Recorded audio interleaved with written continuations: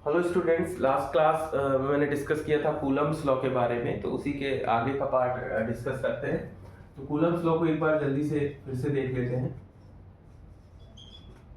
अगर कोई दो point charges, Coulomb's law is actually applicable for the point charges. अगर कोई दो पॉइंट चार्जेस है और वो r डिस्टेंस पे रखे हुए हैं स्पेस में, जरूरी नहीं वो सेम हो, मींस लाइक चार्जेस हो, अनलाइक चार्जेस भी हो सकते हैं। अगर लाइक चार्जेस हैं तो उनके बीच में लगने वाला फोर्स रिपल्सिव होगा, अनलाइक चार्जेस हैं तो उनके बीच में लगने वाला फोर्स अट्रैक्टिव होगा। तो इनके बीच में जो फोर्स लगता है, जिसको हम इलेक्ट्रोस्टैटिक फोर्स कहते हैं, उसकी वैल्यू होती है 1/4 pi epsilon not Q1 Q2 upon r square.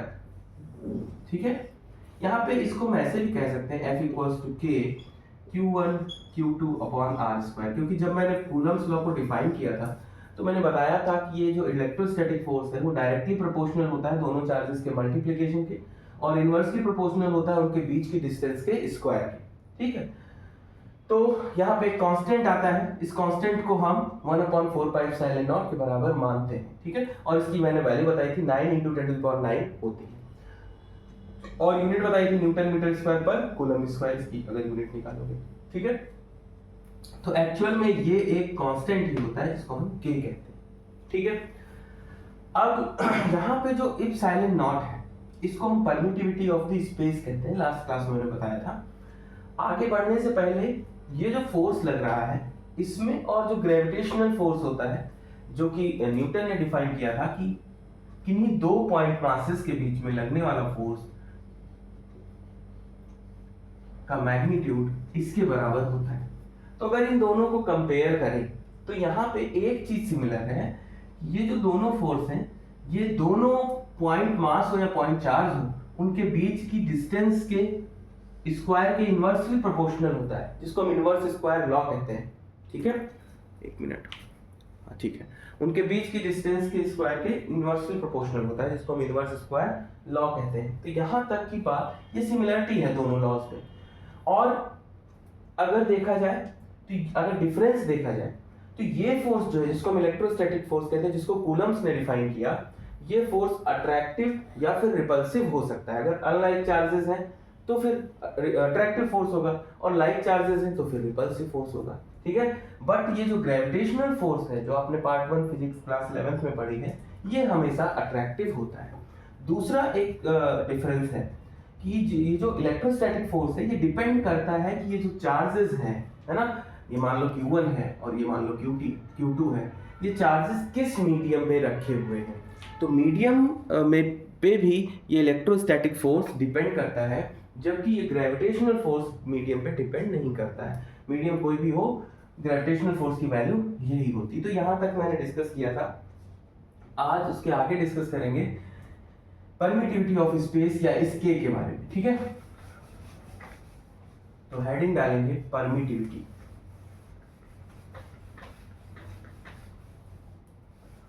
और कूलम्स लॉ के कुछ क्वेश्चन सॉल्व करेंगे।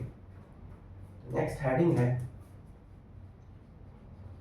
परमिट, मतलब अलाउ करना, परमिटिविटी मतलब अलाउ करने की ability.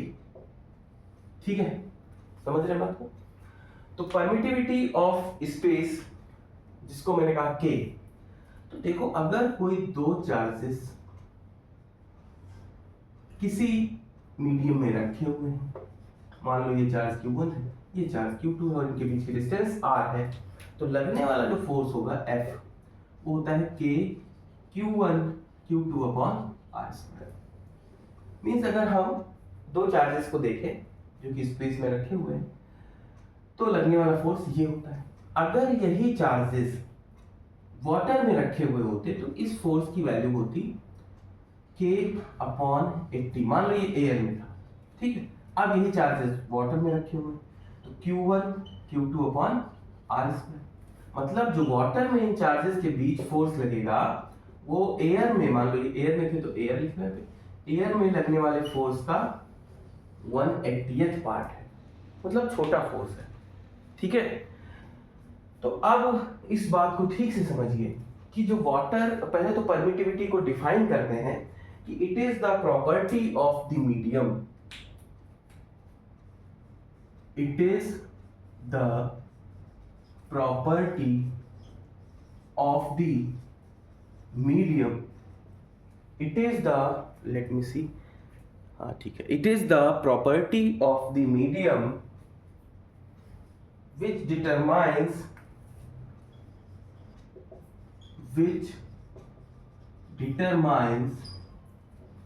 electric force acting between the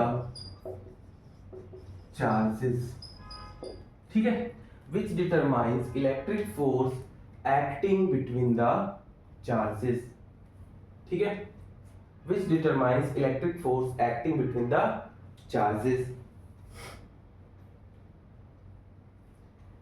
और ये देखा गया कि जो फोर्स एयर में लग रहा है, मैंने अभी कैलकुलेट करके बताया, वो या तो 80 टाइम्स ऑफ वाटर कर लो, या वाटर में लगने वाला फोर्स ऑफ अट्रैक्शन और रिपल्सन एयर में लगने वाले फोर्स का 1/80th पार्ट, इतना छोटा है। तो यहां से ये चीज क्लियर होती है कि जो एयर का के है, मान लो वो 1 है, तो वाटर का जो के है वो 1/80 है ना, उसका 80 टाइम हायर है, 80 टाइम्स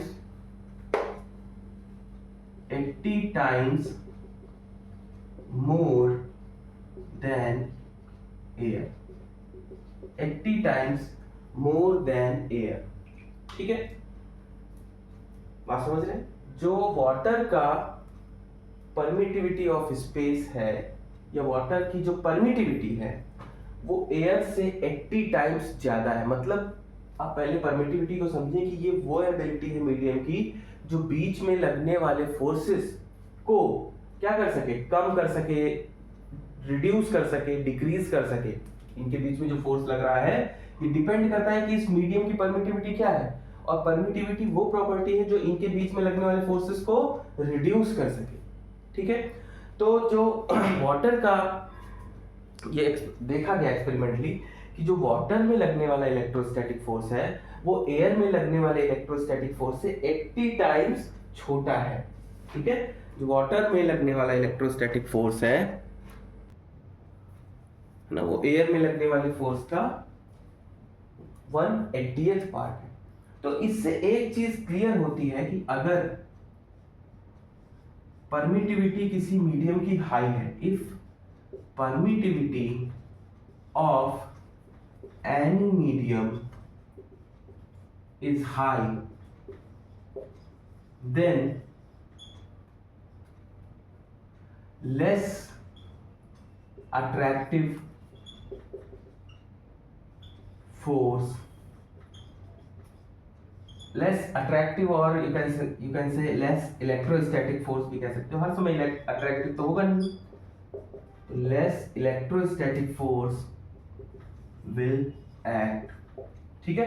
अगर किसी मीडियम की परमिटिविटी ज्यादा है, परमिटिविटी की वैल्यू ज्यादा है, तो वो वहां पे इलेक्ट्रोस्टैटिक फोर्स की वैल्यू उतनी ही कम होगी। तो permittivity of any medium is that property which determines electric force acting between the charges, जो ये डिटरमाइन करती है कि चार्जेस के बीच में कितना इलेक्ट्रोस्टैटिक फोर्स लगेगा, ज्यादा या कम। अगर वैक्यूम हो, है ना, या फिर एयर हो, ठीक है, या फिर फ्री स्पेस हो, उसके लिए परमिटिविटी की वैल्यू 1 होती है, ठीक है। तो अगर आप लिखें कि जो परमिटिविटी ऑफ स्पेस है वो मिनिमम होती, मिनिमम फॉर एयर, वैक्यूम, है ना, या फिर फ्री स्पेस, इसके लिए मिनिमम होती है और इसकी वैल्यू होती है 1, ठीक है। परमिटिविटी मिनिमम वैल्यू होती है एयर, वैक्यूम या फिर फ्री स्पेस के लिए, और ये वैल्यू होती है 1। तो इसको हम इप्सिलॉन नॉट से भी रिप्रेजेंट कर सकते हैं, परमिटिविटी ऑफ फ्री स्पेस या परमिटिविटी ऑफ एयर या permittivity of vacuum.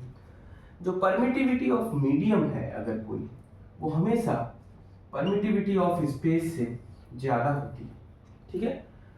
Permittivity of medium is always greater than permittivity of air, vacuum और फ्री स्पेस।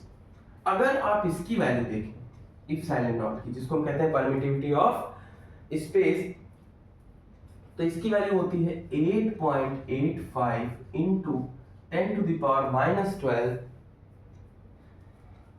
कूलम स्क्वायर पर newton metre square, coulomb square पर newton metre square. Okay, permittivity की value 8.85 into 10⁻⁻12 coulomb square newton metre square. Okay, ये इसकी unit हो गई। Clear? अब आपको कैसे आई इसकी ये यूनिट, कैसे आई यूनिट निकालना हो तो F equals to 1/4 pi epsilon nought, है ना, Q1 Q2 upon R square, इसको हमें निकालना है यूनिट। इसको इधर ले आओ, 4 पाई की कोई यूनिट होती नहीं तो हो गया कूलम स्क्वायर, ये नीचे जाएगा एसआई सिस्टम में, फोर्स की न्यूटन और डिस्टेंस की मीटर, तो coulomb square newton metre, coulomb square पर newton metre square permittivity of free space की यूनिट होती है।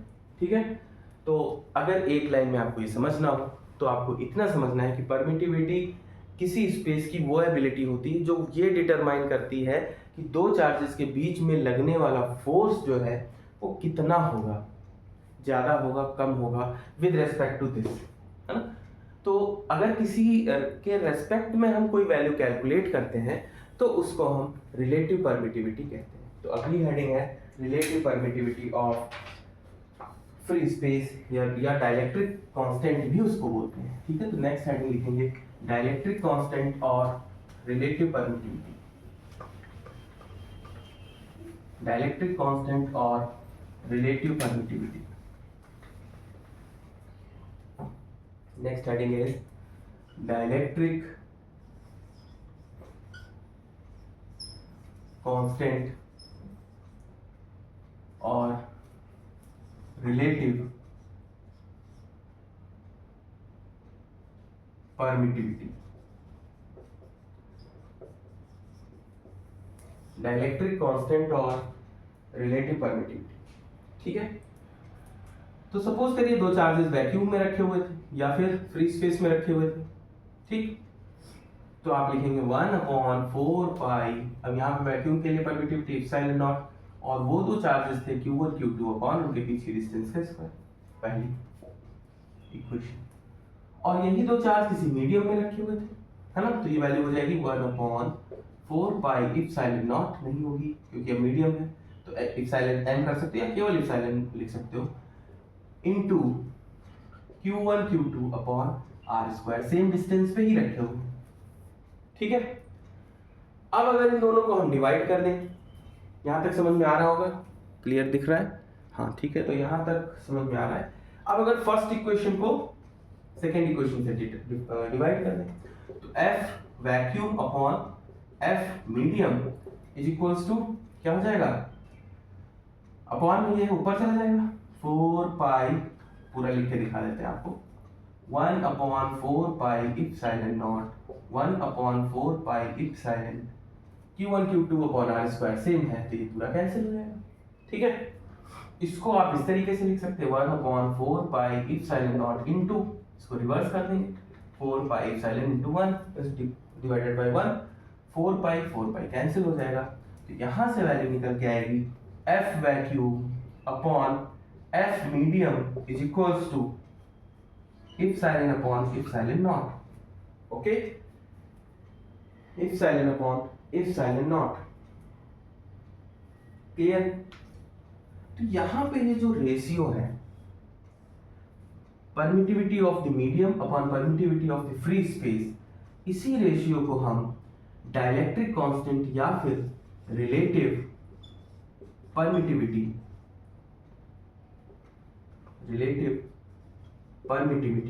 कहते हैं। ठीक है, इसकी यूनिट तो कोई नहीं होगी क्योंकि ये रेशियो है। इस रेशियो की हेल्प से, हमने ये रेशियो जो कैलकुलेट किया, इसकी हेल्प से हम बता सकते हैं कि किसी मीडियम में लगने वाला फोर्स, अगर वो चार्जेस स्पेस में या वैक्यूम में रखे होते, उसका कितने टाइम होगा। ठीक है, तो अगर इसको K से हम डिफाइन करें तो ये आ जाएगा F vacuum upon F medium is equals to K। ठीक है, और यहां से अगर हम कैलकुलेट करें तो हम निकाल सकते हैं F medium is equals to F vacuum upon के, जहां पे के क्या है, relative permittivity. Relative permittivity means होता है किसी के रेस्पेक्ट में, ठीक है। तो किसके रेस्पेक्ट में निकाल रहे हैं, permittivity of the free space के रेस्पेक्ट में मीडियम की परमिटिविटी कितनी है, ठीक है। तो यहाँ पे जैसे अब हम अगर वैक्यूम में लगने वाला फोर्स हमें पता हो कि दो चार्जेस के बीच में एयर में या स्पेस में या वैक्यूम में अगर वो रखे हुए हैं तो उनके बीच में लगने वाला फोर्स ये है, वो हम इस फार्मूले से निकाल लेंगे।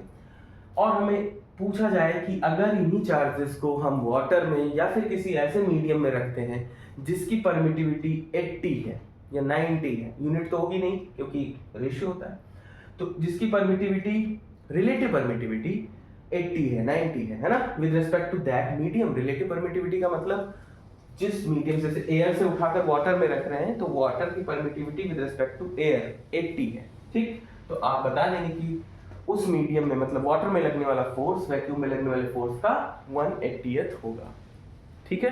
तो ठीक से इस बात को समझेंगे, अगर समझ में नहीं आया तो दोबारा से रिपीट करके देखेंगे और अगर कोई डाउट है तो उसको पूछेंगे, ओके। तो यहाँ तक नोट कर लीजिए, ओके। चलिए मैं रब करता हूँ इसको। अब इस पे एक क्वेश्चन लगाते हैं। जैसे आपसे कहा गया, देखिए किसी मीडियम की परमिटिविटी ही निकालने को पूछ लिया गया। क्वेश्चन ये कहा गया कि दो चार्जेस हैं, है ना, दो चार्जेस हैं, मान लो Q1 और Q2, है ना, स्पेस में रखे गए हैं। निगेटिव चार्जेस ले लो, उससे कोई फर्क नहीं पड़ता। इनके बीच में लगने वाला फोर्स F है, ठीक, इनके बीच में लगने वाला फोर्स F है, ठीक है।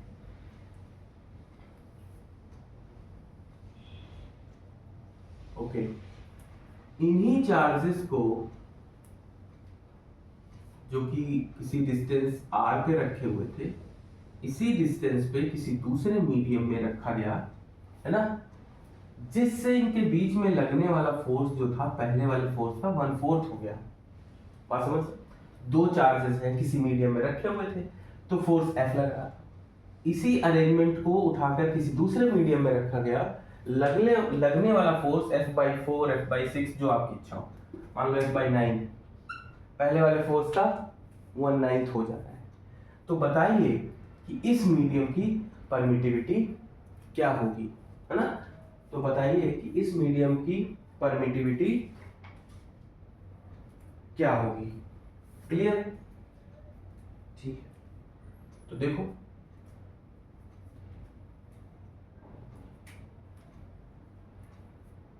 अगर आपको इसी मीडियम की परमिटिविटी निकालनी हो या फिर आपसे ये पूछा जाए कि what is the relative permittivity,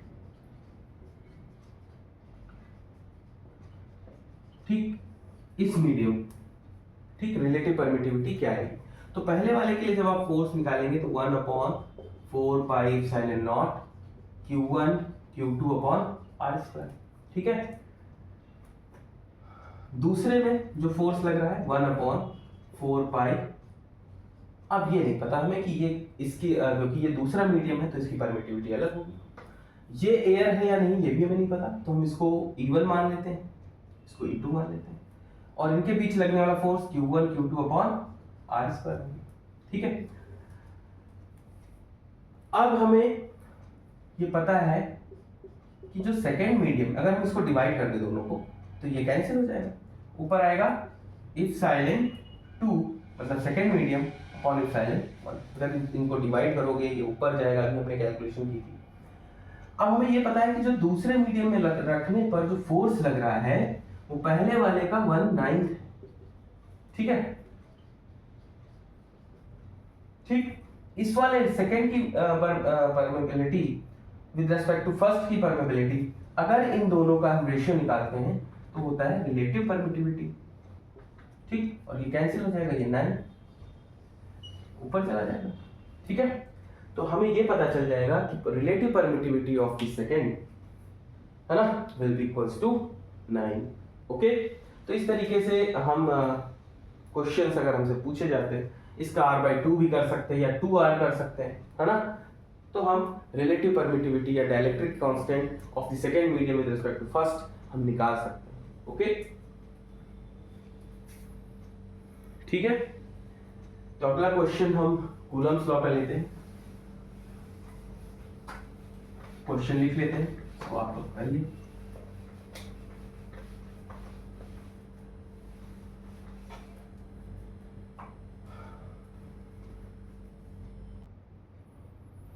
okay, तो क्वेश्चन है a free pith ball A of 8 gram carries a positive charge of 5 into 10 to the power minus 8 coulomb। कोई एक पिथ बॉल है ना, मैंने कहा था pith ball is a kind of polymer, polystyrene, है ना। तो एक पिथ बॉल है जो कि कितने ग्राम की है, 8 ग्राम की। तो मान लो एक कोई बॉल है जिसका मास 8g है ना, 8 ग्राम। ओके, और ये पॉजिटिवली चार्ज ये दिया गया है, और ये चार्ज किसके बराबर है, 5 into 10 to the power minus 8 coulomb। What must be the nature and the magnitude of charge that should be given to a second pith ball B, इसका नाम A। तो कह रहा है कि सेकेंड पिथ बॉल जिसका नाम है B, इसको क्या चार्ज दिया जाना चाहिए जो कि इससे कितनी डिस्टेंस पे है, 5 सेंटीमीटर, जो कि 5 centimetre below the former ball, इस वाली बॉल से नीचे, so that the upper ball is stationary, जिससे कि अब ऊपर की जो बॉल है, ये फर्स्ट बॉल है या बॉल यहीं पे रुकी रहे। उसके लिए सेकेंडरी पिथ बॉल को क्या चार्ज या कितना अमाउंट ऑफ चार्ज देना चाहिए और कैसा चार्ज देना चाहिए, पॉजिटिव या निगेटिव। तो सबसे पहले अगर इसको निगेटिव दोगे तो ये अट्रैक्ट करेगा, ऑलरेडी ये नीचे आना चाह रही है ड्यू टू ग्रेविटेशन, और आप यहाँ पे इसको भी निगेटिव दे दोगे तो अट्रैक्शन फोर्स होगा, नीचे आ जाएगी। बट इसको यहीं पे रोकना है, इसका मतलब नेचर चार्ज का क्या होना चाहिए, positive, so that it can ripple, इसको ये रिपल करे और यहीं पे होल्ड कर दे। ठीक है, तो उसने पूछा है नेचर, ठीक, तो नेचर तो आपने बता दिया कि इट शुड बी पॉजिटिव। दूसरा मैग्नीट्यूड क्या होना चाहिए, तो मान लो कि इसका है मैग्नीट्यूड Q, ठीक है। तो इनके बीच में लगने वाला जो रिपल्सन फोर्स होगा वो होता है 1/4 pi epsilon not Q1 Q2 upon r²। इस फोर्स से ये वाली बॉल इसको रिपल करेगी, रिपल्सन की वजह से वो ऊपर जाना चाहिए, लेकिन ग्रेविटेशन की वजह से इसका फोर्स जो मास है, जिसको हम वेट कहेंगे ग्रेविटेशन की वजह से, वो नीचे लग रहा होगा mg, है ना, और इलेक्ट्रोस्टैटिक फोर्स ऊपर लग रहा होगा। ये यहीं पे रुक जाए, इसके लिए इलेक्ट्रोस्टैटिक फोर्स और ये जो ग्रेविटेशनल फोर्स है ये दोनों बराबर होने चाहिए। तो फॉर इक्विलिब्रियम, इक्विलिब्रियम के लिए क्या कंडीशन है, ये जो F है इलेक्ट्रोस्टैटिक, है ना, ये किसके बराबर होना चाहिए, F जो कि ग्रेविटेशन की वजह से लग रहा है ना। तो हमने इसको देखा 1/4 पाई एप्सिलॉन नॉट, है ना, Q1 Q2 अपॉन इनके बीच की डिस्टेंस का square is equals to m into g। Okay, मैंने बताया था 1/4 पाई एप्सिलॉन नॉट की वैल्यू होती है 9 into 10 to the power 9 into Q1 5 into 10 to the power minus 8, Q2 में निकालना है, और r इनके बीच की डिस्टेंस उसको हम मीटर में चेंज कर लेंगे, तो 5 into 10 to the power minus 2 metre हो जाएगा, स्क्वायर स्क्वायर कर देंगे। मास 8 ग्राम, ग्राम को हम किलोग्राम में चेंज कर लेंगे ऐसा सिस्टम में, इंटू जी 10 ले लो या 9.8 ले लो, आपकी इच्छा है। अगर क्वेश्चन में गिवन है तो 9.8 लो, आइदर यू कैन टेक 10। ठीक है, विजिबल है यहाँ तक। अब देखो बेटा, ये पार्ट समझ में आ गया होगा आपको। अब इसको हम सॉल्व कर लेंगे, तो इसको रब कर देते हैं पहले, ठीक है, इसको रब कर देते हैं, समझने के लिए मैंने बताया था, इसको कैलकुलेशन है, केवल आप कैलकुलेट करके क्यू की वैल्यू निकाल लेंगे। तो देखो यहाँ पे जब आप कैलकुलेट करोगे तो आ जाएगा 9 इंटू 5 इंटू, है ना, 9 यहाँ प्लस की पावर है, माइनस की तो सिर्फ 10 बचेगा, इंटू Q2 अपॉन 5 का स्क्वायर करोगे, okay, is equals to 8 into 10 to the power minus 2।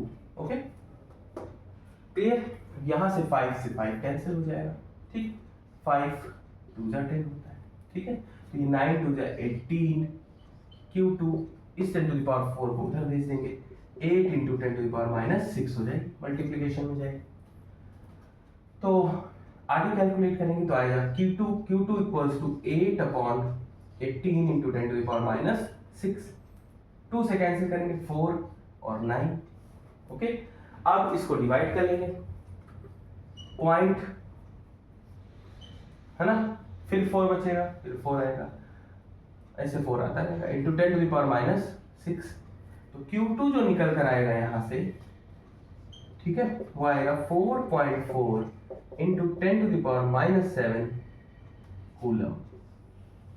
4.4 into 10⁻⁻7 coulomb positive charge हमें देना पड़ेगा। तो बॉल जो है दूसरी पिच बॉल को हमें ये चार्ज देना पड़ेगा जिससे कि पहली पिच बॉल अपनी पोजीशन पे स्टेशनरी रहेगी। तो बहुत सिंपल सवाल था। आगे आने वाली क्लास में हम एनसीईआरटी के क्वेश्चन सॉल्व करेंगे। ओके, यहाँ तक में अगर कोई डाउट है तो जरूर पूछिएगा। अगली क्लास में हम इसके न्यूमेरिकल से सॉल्व करेंगे कूलम्स लॉ के, और फिर इलेक्ट्रिक फील्ड पे बढ़ेंगे। ओके, तब तक के लिए इसको पढ़िए, जहाँ डाउट हो तो बताइएगा। Okay, thank you.